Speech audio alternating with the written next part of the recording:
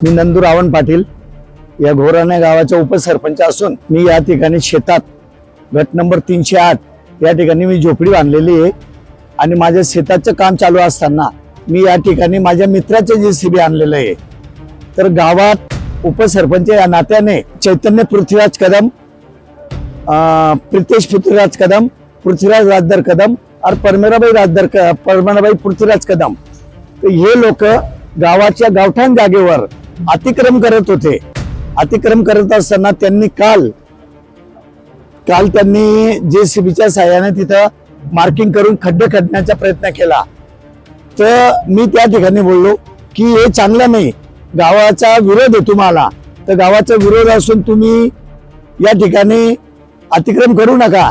या अतिक्रम हे सांगण्यावरून त्यांना राग आला।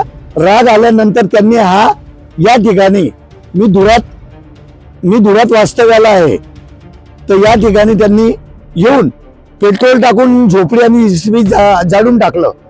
मग आमच्या पुतण्याने आम्हाला पेट्रोल भरण्यासाठी पेट्रोल पंपावर जात असताना त्यांनी फोन केला की काका तुमच्या झोपडीला आणि JCBला आग लागली।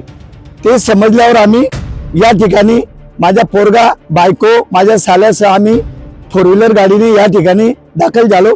तोपर्यंत गावकऱ्यांनी आग विझवण्याचा प्रयत्न सुरू होता पाण्याच्या टँकरच्या साहाय्याने। साधारण 20 एक लाखाचे नुकसान आहे।